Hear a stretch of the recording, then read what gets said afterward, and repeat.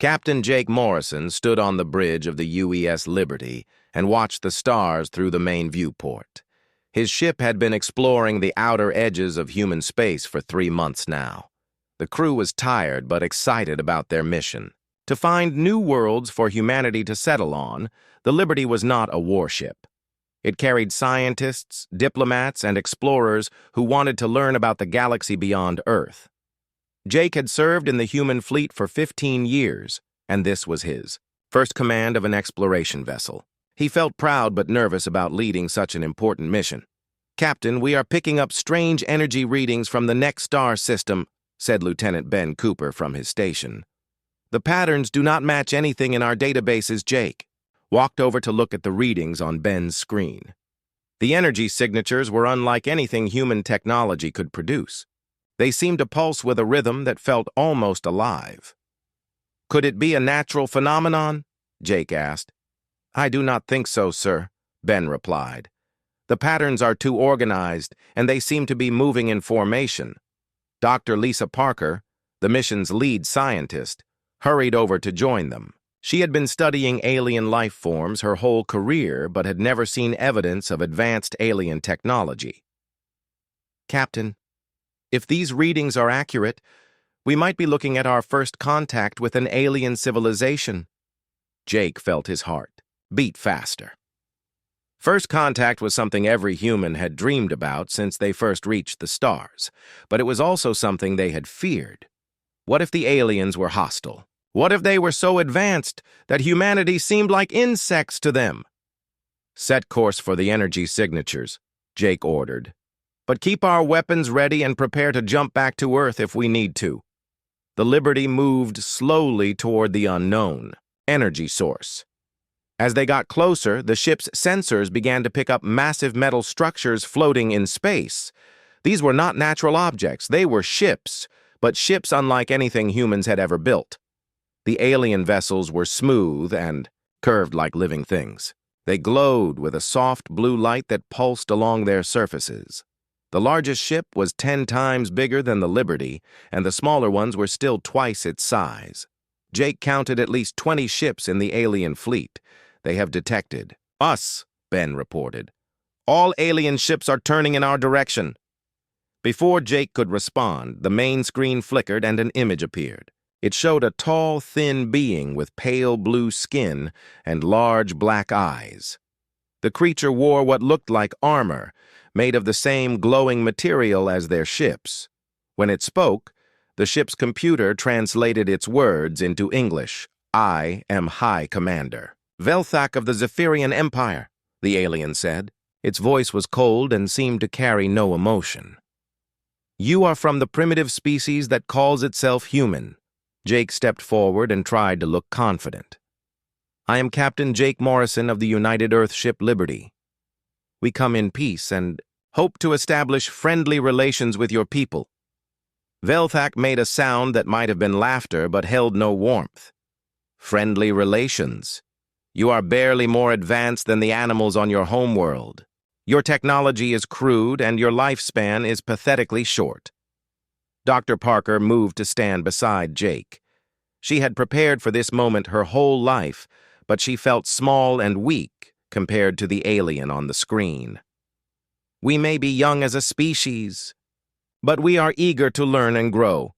Perhaps we can share knowledge and help each other." "Share knowledge?" Velthak's large eyes seemed to look right through her.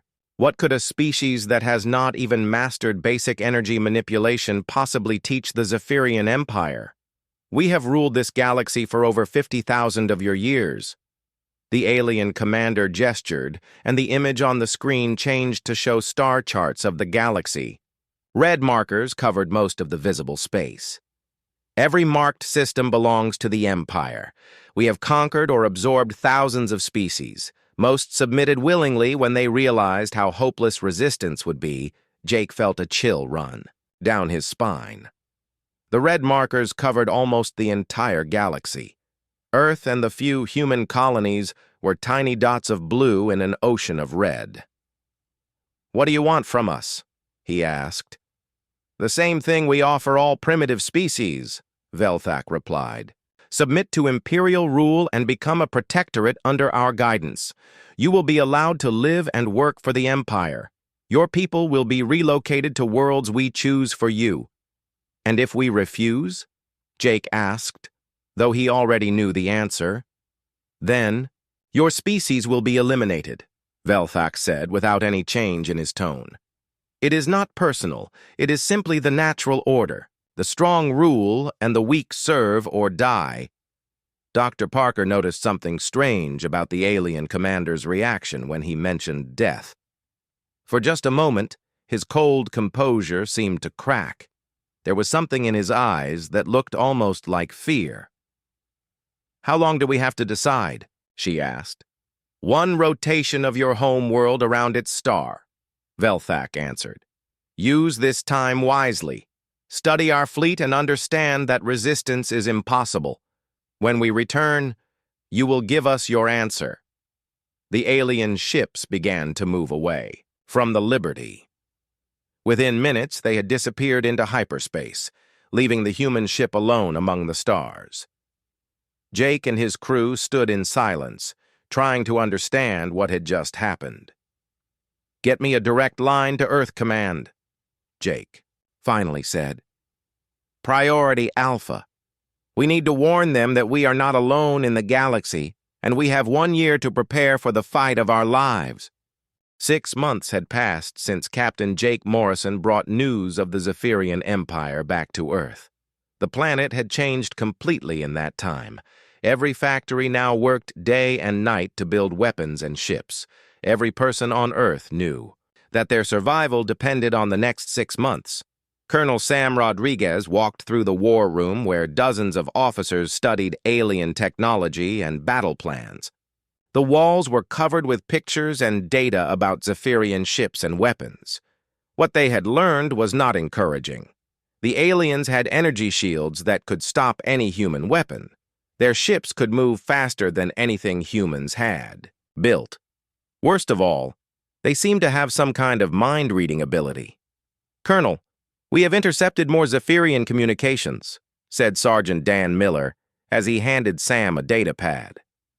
"They are talking about us again." Sam read the translated messages and frowned. The aliens were studying human military history, and they seemed confused by what they found. They could not understand why humans would fight battles they knew they could not win.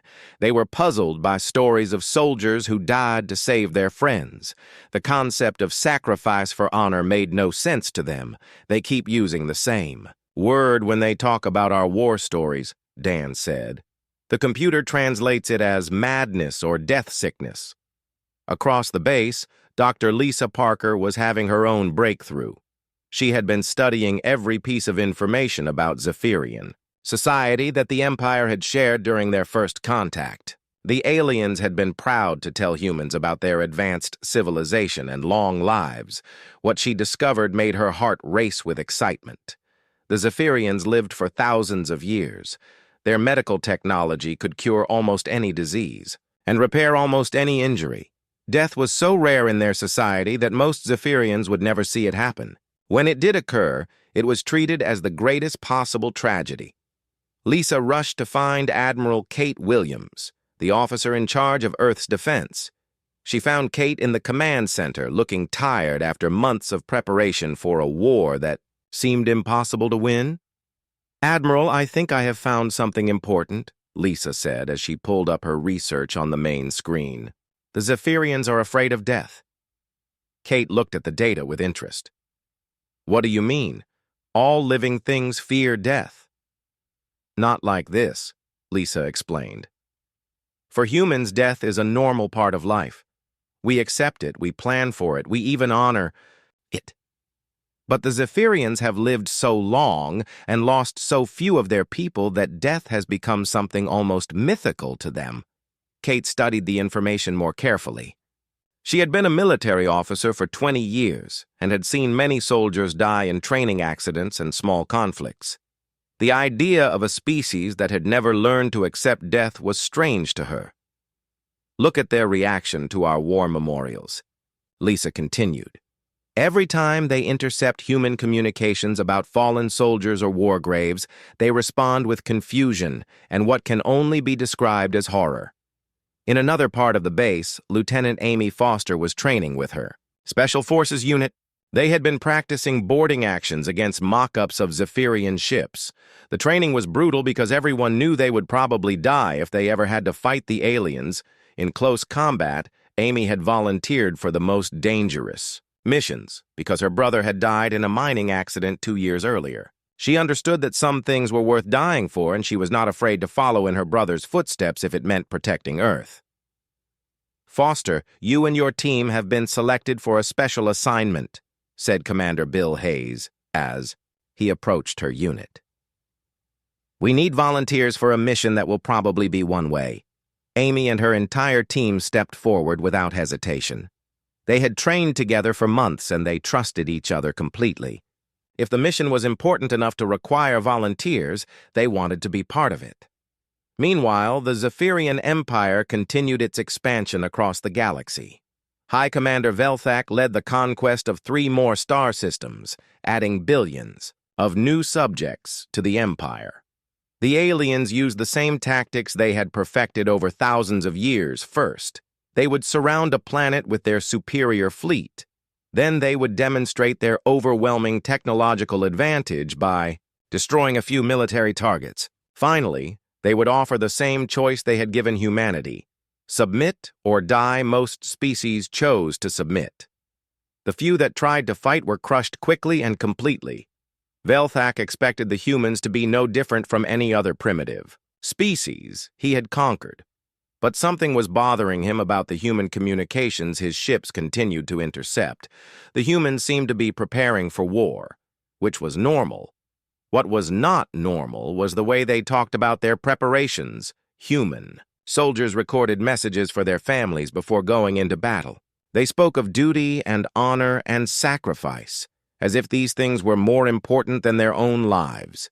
They built monuments to warriors who had died in previous conflicts, and they seemed to find strength in remembering the dead Velthak shared. These observations with his science officers, but none of them could explain the human behavior. In Zephyrian society, the preservation of life was the highest goal. The idea of choosing to die for any reason was completely alien to them. Perhaps it is a form of mental illness that affects their entire species, suggested Science Officer Keth Mole. Their short lifespans may cause them to develop irrational attachments to concepts like honor and duty.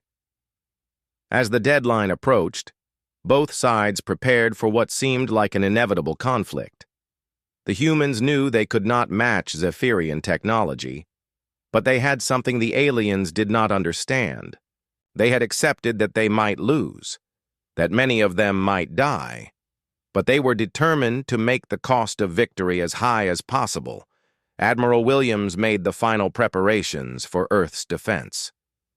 She had positioned the human fleet in formations that the Zephyrians would find familiar from their studies of human tactics. But hidden within those familiar patterns were new strategies based on Dr. Parker's discovery about Zephyrian psychology. "Remember," Kate told her officers in their final briefing, "we are not just fighting to win. We are fighting to survive, and sometimes the only way to survive is to show your enemy that you are willing to die." The countdown to the Zephyrian return had begun. Earth held its breath and waited for the aliens to come back and hear humanity's answer to their ultimatum. The Zephyrian invasion fleet arrived exactly 1 year after their first visit to human space. High Commander Velthak brought 200 ships this time, enough to crush any resistance the primitive humans might offer. His fleet took position around Earth and waited for the human response to their ultimatum. Admiral Kate Williams stood on the bridge of the flagship UES Defender and looked at the alien fleet surrounding her world. The human fleet was outnumbered 10-1, and their weapons were far inferior to Zephyrian technology. But Kate had spent a year preparing for this moment, and she had a plan that the aliens would never expect. "This is Admiral Williams of the United Earth Defense Force," she broadcast to the alien fleet. "We have considered your offer and we reject it. Earth will never submit to the Zephyrian Empire. Velthak appeared on the communication screen, his large black eyes showing what might have been surprise. You choose extinction over servitude? Your species truly suffers from the death sickness we have observed in your communications. We choose freedom, Kate replied, and we are prepared to die for it. The word die seemed to have a physical effect on the alien commander. He recoiled slightly, as if the word itself carried some kind of power. Kate noticed his reaction and filed it away for later use. So be it, Velthak said after a moment. Begin the cleansing. The Zephyrian ships opened fire with weapons that turned space itself into deadly energy. The first wave of human ships was destroyed in seconds. Their shields collapsed under the alien assault, and their hulls melted like ice in a furnace. But instead of retreating, the surviving human ships charged directly at the alien fleet. General Marcus Stone commanded the ground defenses on Earth and watched the battle from his command center. He saw his friends and colleagues die in the vacuum of space, but he also saw something that gave him hope. The alien ships were pulling back from the most aggressive human attacks, even when they could easily destroy the attacking vessels. All units, implement Protocol 7, Marcus ordered. Show them what humans do when we have nothing left to lose. Protocol 7 was a series of desperate tactics that violated every rule of normal warfare. Human ships rammed alien vessels even when their weapons had no effect. Pilots ejected from damaged fighters and used their personal weapons to attack alien hull plating. Soldiers on damaged ships sent final messages to their families before triggering their ship's self-destruct systems. Lieutenant Amy Foster led her Special Forces team in the first boarding action against a Zephyrian ship. They used a damaged human vessel as a battering ram to break through the aliens' energy shields and breach their hull. Amy knew it was a suicide mission, but she also knew it might be the only way to learn about alien weaknesses. Remember the plan, Amy told her team as they prepared to enter the alien ship. We fight until we cannot fight anymore. We make them remember that humans do not surrender. The boarding action was a disaster from a military standpoint. Amy's team was outnumbered and outgunned by the Zephyrian defenders. Their weapons barely scratched the alien armor, and the Zephyrians could predict their moves using some kind of mental ability. Within minutes, half of Amy's team was dead or wounded. But something strange happened as the battle continued. The Zephyrian soldiers began to hesitate and make mistakes. When Amy's teammate Corporal Joe Turner was mortally wounded, he used his last grenade to damage an important-looking piece of alien equipment. Instead of simply shooting him, the Zephyrians backed away and watched in what looked like horror as he died. "Why do you not surrender?" asked one of the Zephyrian warriors in broken English. "You cannot win. You will all die." "Because some things are worth dying for," Amy replied as she prepared for her final assault. "And we would rather die free than live as slaves," the alien warrior actually stumbled backward at her words. The other Zephyrians in the room began to make strange sounds that the human translators could not interpret. Amy realized they were witnessing something they had never seen before. Beings who chose death over defeat. Captain Ryan Clark was leading his fighter squadron in what everyone knew would be the last desperate attack of the battle. His ship had been damaged, and his weapons were nearly empty. But when he saw the Zephyrian command ship in the center of their formation, he made a decision that would change the course of the war. "All fighters, this is Clark," he broadcast to his remaining pilots. "I am going to ram the command ship. Do not follow me. Live to fight another day." Ryan turned his fighter toward the massive alien vessel and pushed his engines to maximum power. The Zephyrians could have easily destroyed his small ship before it reached them, but something made them hesitate. The idea of someone deliberately flying to their own death was so alien to them that they could not react quickly enough. Ryan's fighter crashed into the command ship's bridge, causing massive damage but not destroying the vessel. But the psychological impact on the Zephyrian fleet was enormous. Alien ships began to retreat from battles they should have won easily. Their coordinated attacks became disorganized, as individual commanders tried to avoid human vessels that showed signs of suicidal intent. High Commander Velthak watched his fleet's performance with growing confusion and concern. His ships were winning every engagement, but his crews were becoming increasingly reluctant to engage human forces. Reports came in of Zephyrian soldiers refusing to board human vessels and pilots avoiding areas where humans had died. The death sickness is spreading. To our own forces, reported Science Officer Kethmol. Our warriors are being affected by exposure to human death concepts. Velthak did not understand what was happening, but he knew he needed to end this battle quickly. Pull back all boarding parties. Use only long-range weapons. Minimize contact with human personnel. But it was too late. Word of human fighting tactics was already spreading through the Zephyrian fleet. Stories of humans who fought to the death, who chose destruction over surrender, who seemed to find strength in the face of certain doom. These stories terrified beings who had never learned to accept the possibility of their own mortality. First day of the war ended with Earth still free and the human fleet mostly destroyed. But something had changed in the galaxy.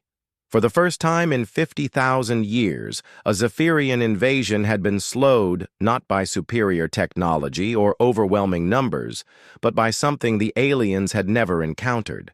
A species that was not afraid to die. As the human survivors regrouped and prepared for the next assault, they began to understand that they had found a weapon more powerful than any energy cannon or missile system. They had found a way to use their own mortality as a tool of war. Colonel Linda Hayes stood in the newly constructed war room buried deep beneath the Rocky Mountains. The walls were covered with images and videos that would have seemed strange to any previous generation of human warriors. Instead of maps and weapon specifications, the room displayed recordings of human funeral ceremonies, war memorials, and last messages from fallen soldiers. Our new weapon is working better than we hoped, Linda told Admiral Williams during their morning briefing.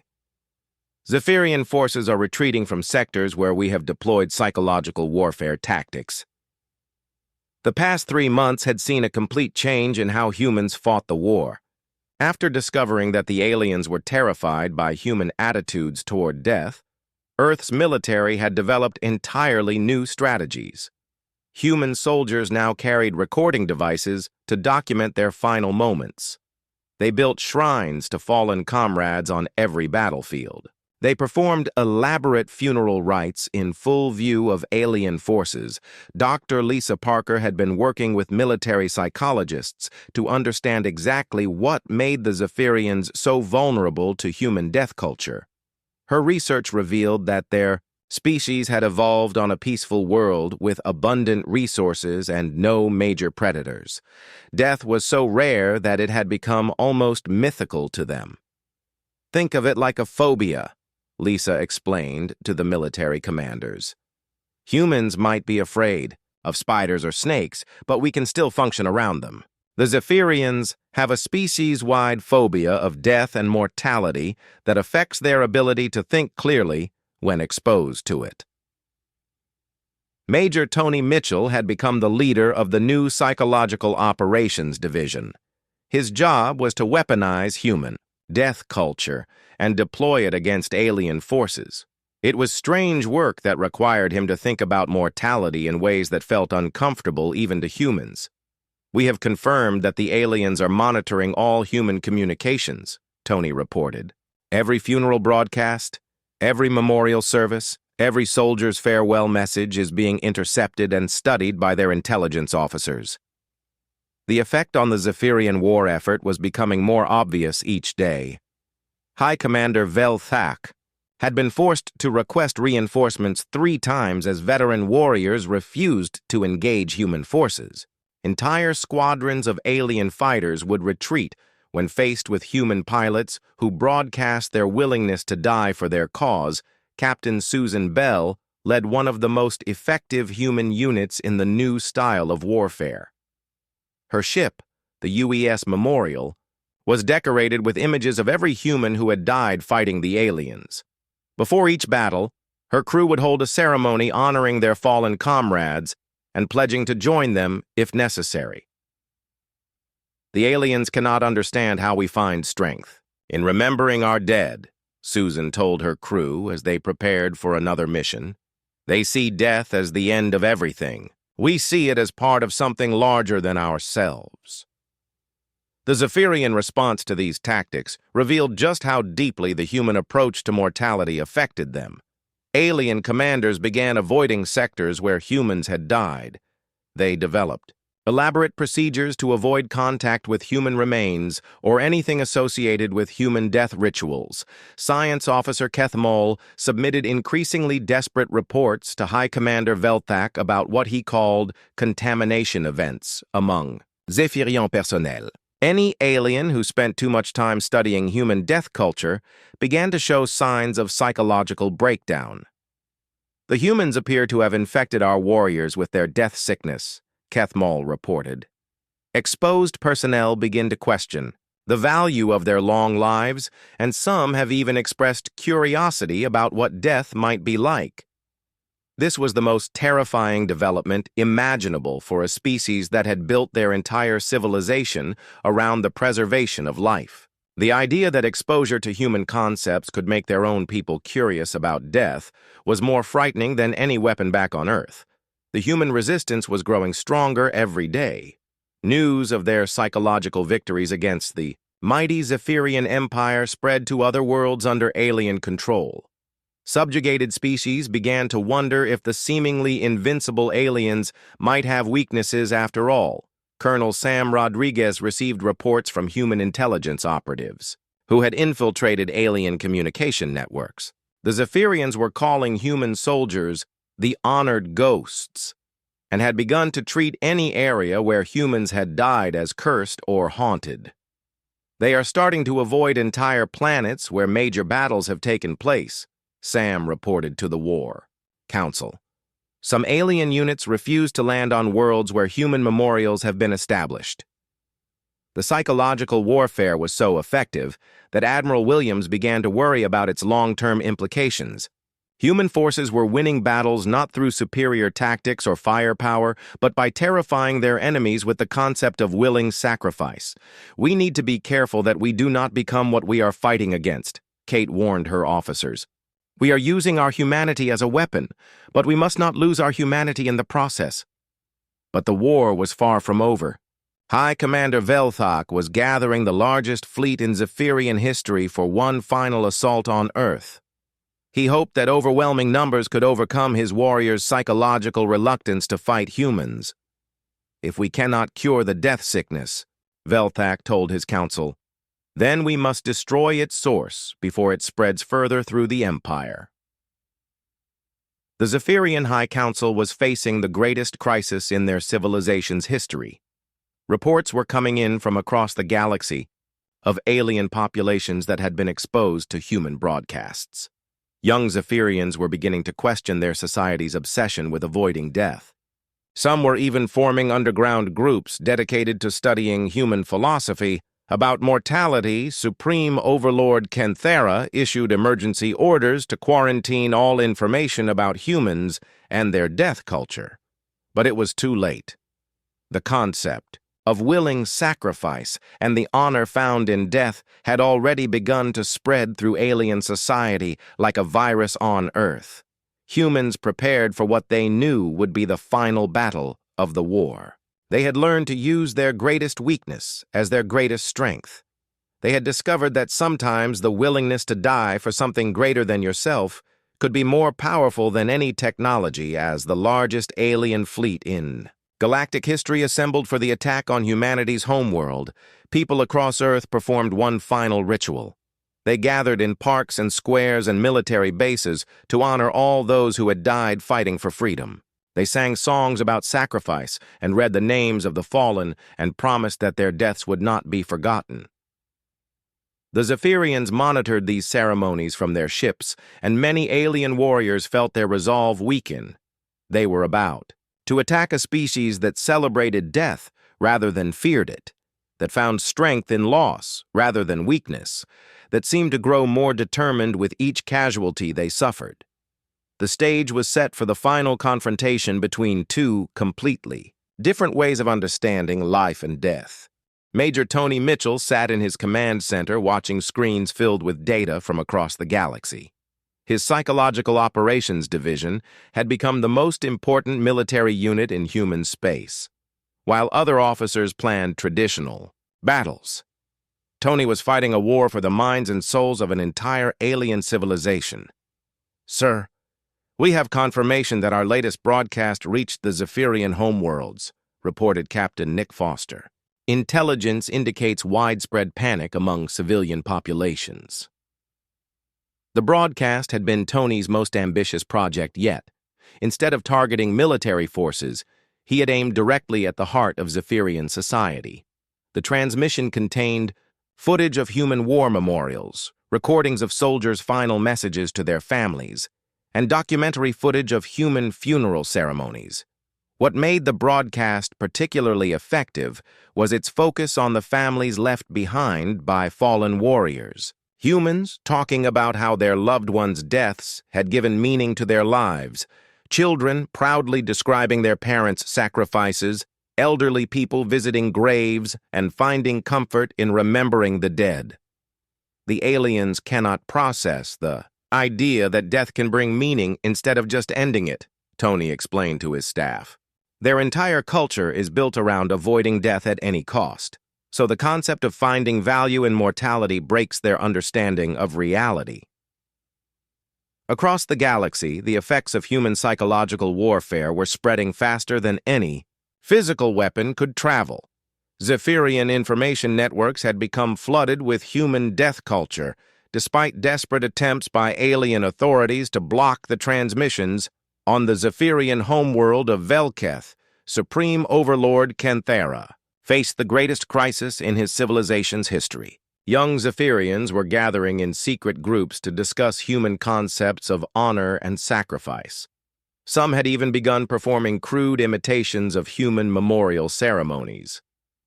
"The contamination has reached the core worlds," reported intelligence. Director Thekval, with obvious distress. "We have confirmed cases of death sickness among civilians who have never had direct contact with human forces." Kenthera struggled to understand how his mighty empire could be threatened by the ideas of a primitive species. The Zephyrians had conquered the galaxy through superior technology and careful planning. They had never faced an enemy that attacked their fundamental beliefs about existence. "Increase the quarantine protocols," Kenthera ordered. "No information about human death culture is to reach our civilian populations. Execute any citizen found possessing recordings of human ceremonies." But the Supreme Overlord's desperate measures only made the situation worse. The forbidden nature of human ideas made them more appealing to young Zephyrians who had grown up in a society where death was almost unknown. Underground networks formed to share recordings of human warfare and memorial services. Meanwhile, the human resistance was achieving victories that seemed impossible just months earlier. Commander Susan Bell led the liberation of 3 occupied worlds using nothing but psychological tactics. Her ships would arrive in a system and immediately begin broadcasting human funeral ceremonies and war memorials. The alien garrisons abandoned their positions without firing a shot, Susan reported after the liberation of New Geneva. Local resistance. Forces said the Zephyrians started retreating as soon as our memorial broadcasts began. The pattern was repeating across human space and beyond. Alien forces that had held strategic positions for years were abandoning them rather than face human psychological warfare. Veteran Zephyrian warriors who had conquered dozens of species found themselves unable to function when exposed to human attitudes about death. High Commander Velthak was watching his empire crumble from within as much as from external pressure. His own officers were beginning to question orders when they involved engaging human forces. Some had requested transfers to sectors where they would not encounter human death culture. "Perhaps we should consider negotiating with the humans," suggested Fleet Admiral Zeknoth during a strategy meeting. "Their psychological weapons are more dangerous than anything we have encountered. Velthak felt a surge of the emotion his species called life terror at the suggestion. The idea of negotiating with beings who embrace death was almost as frightening as the concept of mortality itself.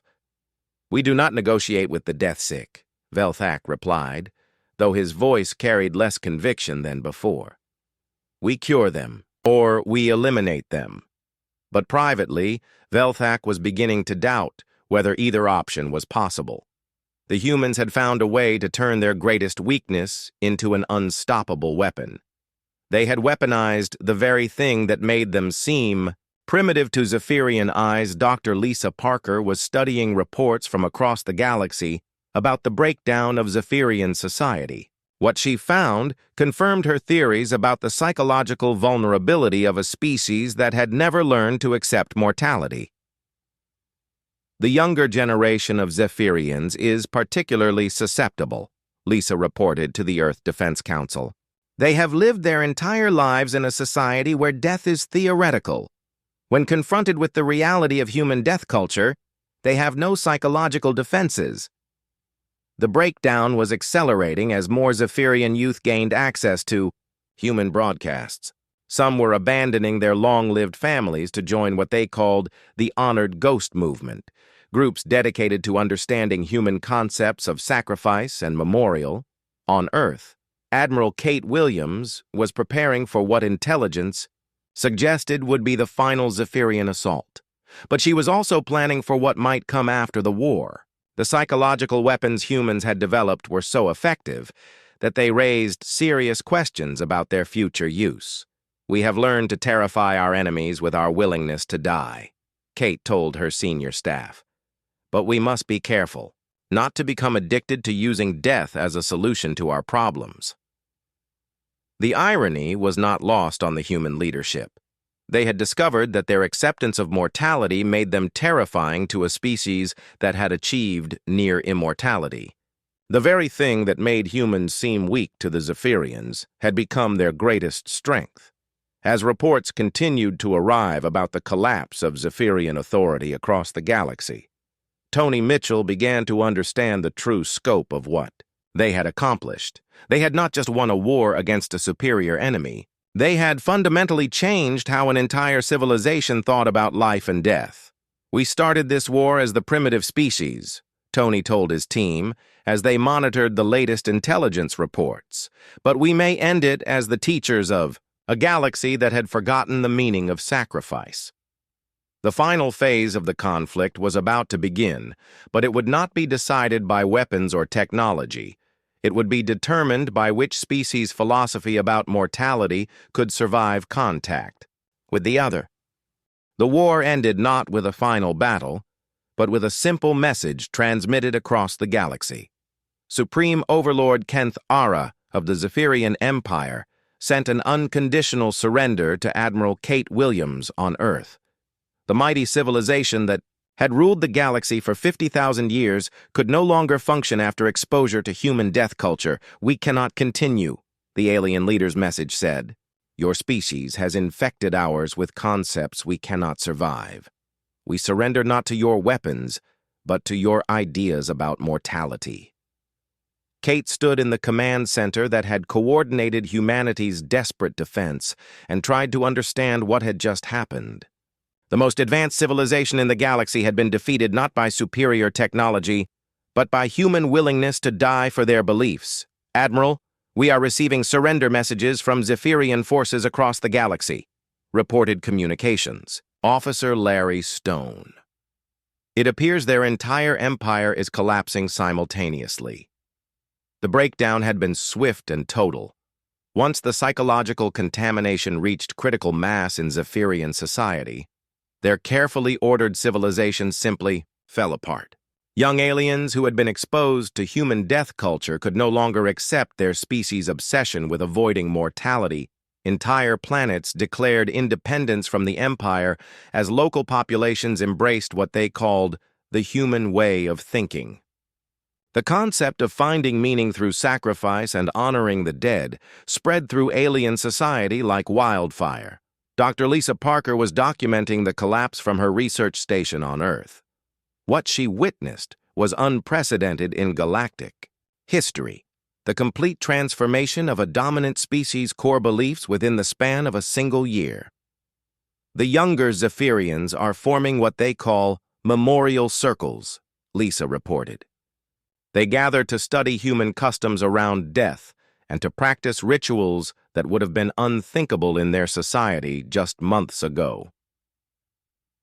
The transformation was not limited to the Zephyrians. Other species that had been conquered by the Empire were also being exposed to human ideas about mortality and sacrifice. Many found these concepts liberating after centuries of oppression under a regime that valued only survival and submission on the former Zephyrian homeworld. Civilian populations had overthrown their government and established what they called the New Covenant, a society based on human principles of honor, sacrifice, and remembrance of the dead. They sent ambassadors to Earth asking for guidance on how to properly memorialize those who died for meaningful causes. Commander Susan Bell was leading the first human diplomatic mission to former Zephyrian space. Her ship carried not weapons, but cultural advisors, historians, and experts in memorial design. The aliens they encountered were eager to learn about human death culture, but struggled to understand concepts that came naturally to humanity. They want to build monuments to honor their own dead, Susan reported from the planet Kethmore. But they need human guidance because their society never developed traditions around memorializing the deceased. The irony was overwhelming. Humans had become the teachers of species far more advanced than themselves. The galaxy's former masters were now seeking instruction from the primitive race they had planned to eliminate. Admiral Williams established the Human Memorial Corps, a new organization dedicated to helping alien species understand human concepts of death, sacrifice, and remembrance. The Corps became the most important diplomatic tool in human space. More influential than any military force, Major Tony Mitchell was appointed to lead the Cultural Integration Program, working with former enemies to help them adapt to a galaxy where human death culture was spreading everywhere. It was strange work that required him to teach concepts that humans learned naturally through their brief lifespans. The aliens understand the logic of sacrifice intellectually, Tony explained to his staff, but they struggle with the emotional aspects because their species never evolved the psychological mechanisms to cope with mortality. High Commander Velthok, once the terror of the galaxy, requested permission to visit Earth and study human memorial practices firsthand. When he arrived, he spent days walking through Arlington National Cemetery, trying to understand how humans found comfort and strength in remembering their dead. "Your species possesses something mine has lost," Velthak told Kate during their meeting. "You understand that some things are more important than individual survival. We became so focused on preserving life that we forgot what makes life worth living." The former alien commander had become one of the most dedicated students of human death culture. He established the first Zephyrian War Memorial, honoring aliens who had died fighting against their own empire's oppression of other species across the galaxy. Former Zephyrian worlds were being transformed. Planets that had been sterile monuments to efficiency and longevity were now filled with memorials, grave sites, and monuments to honor those who had died for meaningful causes. But the most significant change was in how the various species viewed death itself. The galaxy had been ruled by beings who saw mortality as the ultimate enemy to be defeated at any cost. Now it was being reshaped by ideas that came from a species that accepted death as a natural part of existence. Dr. Parker documented the establishment of the first interspecies memorial on the planet Vexhala. Representatives from 12 different alien races worked together to create a monument honoring all those who had died fighting for freedom during the collapse of the Zephyrian Empire. "What we are witnessing is not just the end of a war," Lisa wrote in her final report. We are seeing the birth of a new galactic civilization based on human values of sacrifice, honor, and remembrance. The transformation continued for years as human cultural advisors helped alien species develop their own traditions around death and memorialization. Former slave worlds built monuments to their liberation. Conquered peoples created ceremonies to honor their resistance fighters.